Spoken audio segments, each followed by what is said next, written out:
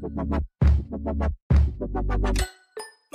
SMK itu memilih jargon attitude is everything. Walaupun semua anak Telkom ini udah pasti tahu.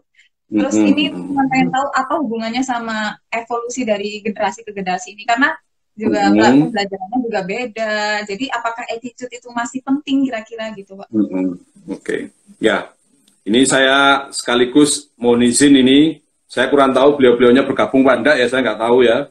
Mohon izin kepada para senior saya seperti Pak Hari Budi, Bu Sri Panganti, ya, Pak Anang saat itu ya, yang selalu berusaha mendidik anak-anak itu, maaf, tidak hanya pinter di sini, ya, tetapi mereka juga punya sesuatu di sini, ya. Jadi kalau saya katakan, Mbak Susi, manners come before knowledge. Manner comes before skill. Ada lagi jargonnya, kalau saya tambah itu ask. A-S-K. Ask. Ya. Bertanya mungkin kalau dalam bahasa Indonesia ya. Nah, A itu apa sebenarnya? Attitude. S-nya skill. K-nya apa? Knowledge. Jangan pernah dibalik. Ya. Kalau orang Arab mengatakan adabun hablul ilmi. Adab dulu baru ilmu. Jadi ketika generasi ini selalu diwariskan dengan pendidikan-pendidikan karakter berupa adab, saya tidak memandang itu generasi 1, maaf, angkatan 1, angkatan 2, angkatan 3, sampai yang baru lulus angkatan 26, itu kuncinya. Attitude is everything. Saat kami mencoba mencari moto atau sasanti attitude is everything, itu tidak selesai dalam 2 hari saat itu kita berpikir, Mbak Susi. Ya. Kami waktu itu diskusi dengan para senior, ya, apa kira-kira yang pantas bagi anak-anak ini. Ya, semboyan, sasanti, atau moto SMK Telkom, yang pada akhirnya terlahirlah attitude is everything. Perkara para alumni nantinya setelah lulus dari SMK Telkom itu mau mengambil karir ke perguruan tinggi, ke pekerjaan, hanya satu yang mereka harus tetap jaga dulu itu, yaitu di attitude. Tidak ada satu pendidikan pun di tingkat, maaf, yang terbawah, PAUD sampai perguruan tinggi, yang mengesampingkan manner satu attitude itu. Tidak pernah ada.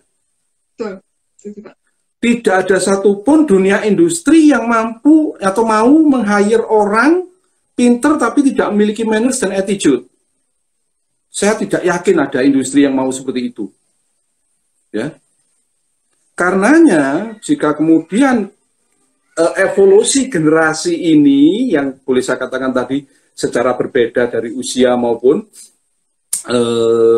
latar belakang mereka hidup sekarang ini, kuncinya pada satu dulu, pendidikan di keluarga. Kalau pendidikan di keluarga itu sudah menanamkan adab, maka ini pasti akan terbawa kemanapun mereka berjalan. Ya. Mana ada sih, kalau mereka kuliah dosen ya, mana ada sih dosen yang tidak ingin dihormati oleh mahasiswanya?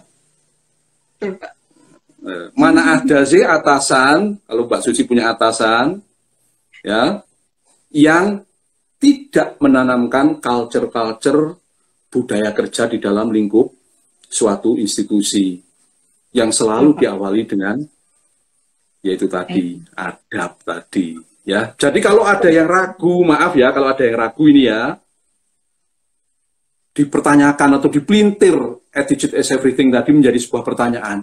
Is attitude everything?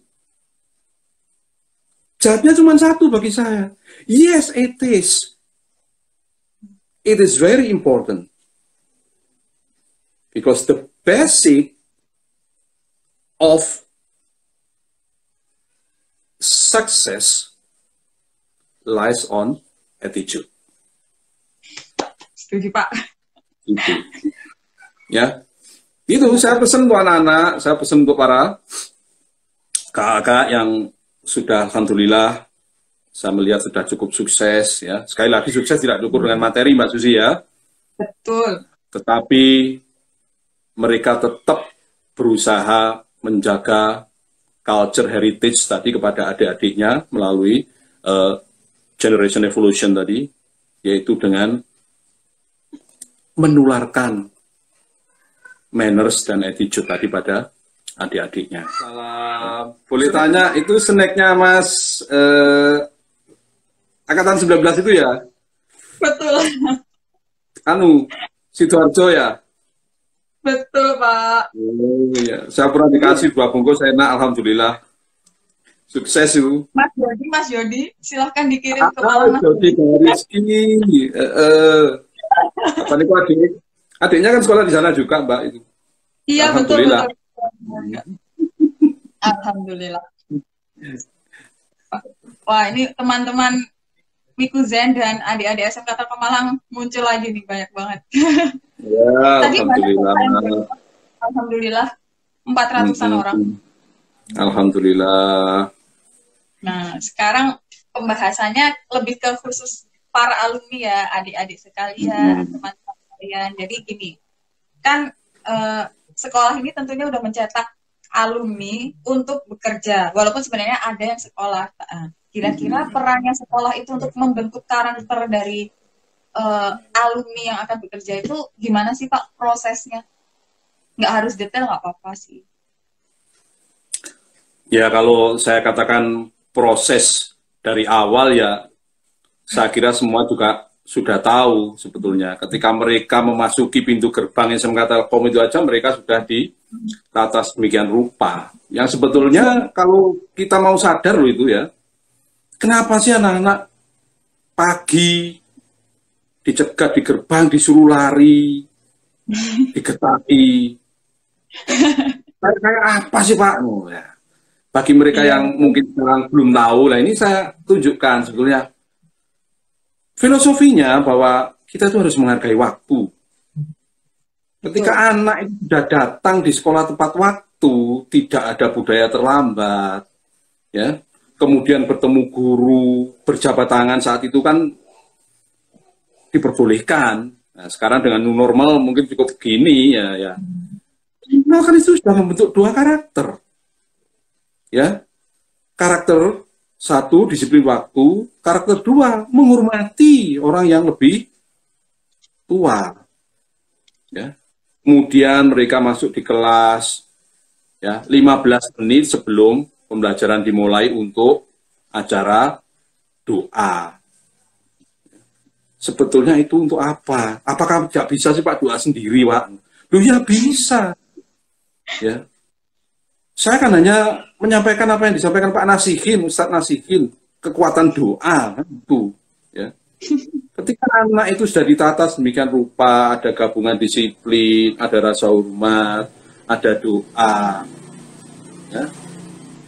Kemudian sampai pada proses pembelajaran di mana anak-anak ditanamkan untuk jujur, ya, jujur dalam hal apa?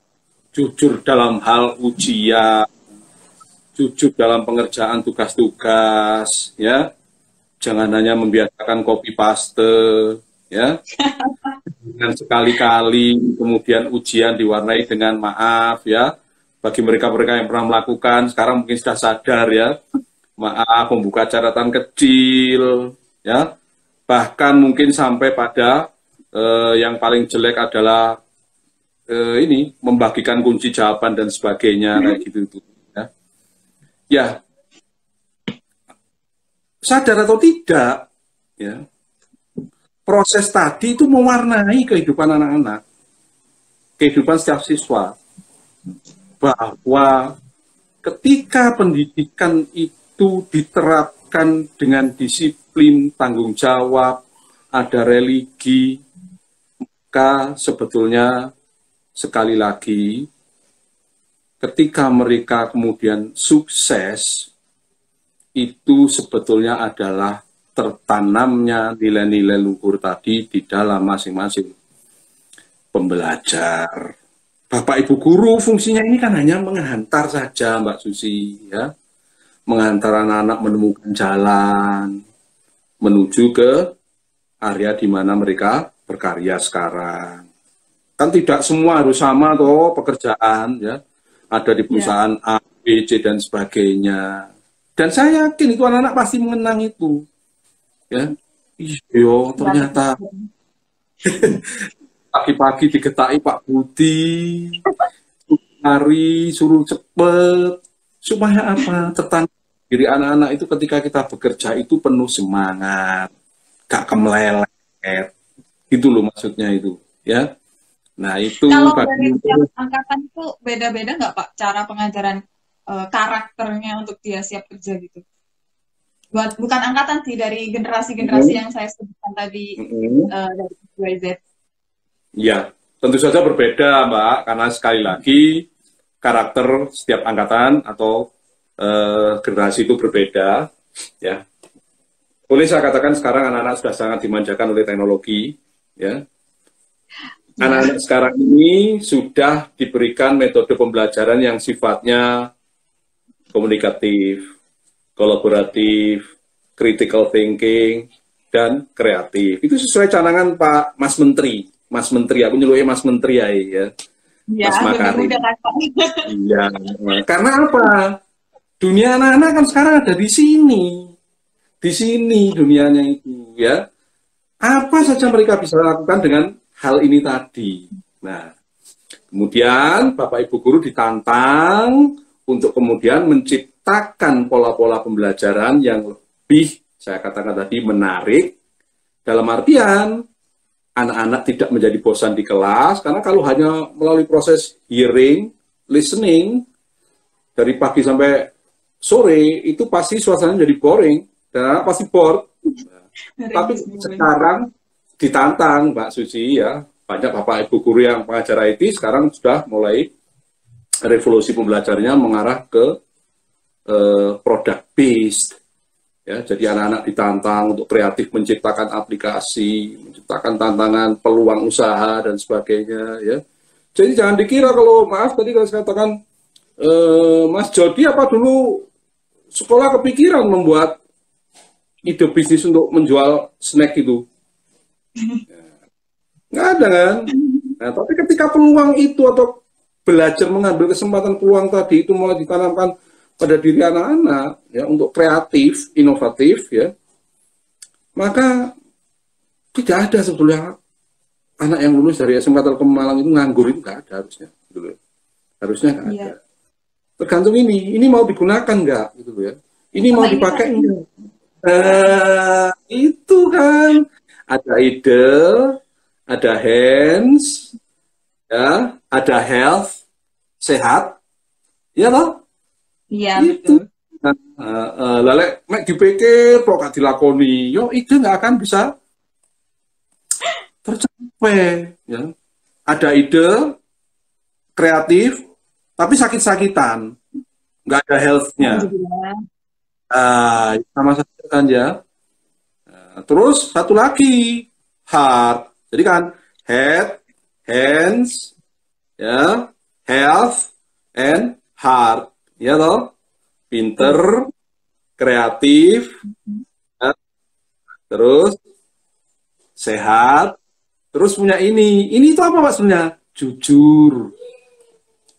Orang pelaku bisnis jujur, ajur, ya loh. Masih jujur, DO. Sampean pegawai nggak jujur, ya pasti akan di check out. Tapi insya Allah lulusan SMK Telkom tidak ada yang seperti itu, ya. Alhamdulillah, ya. Semoga sampai seterusnya. Iya.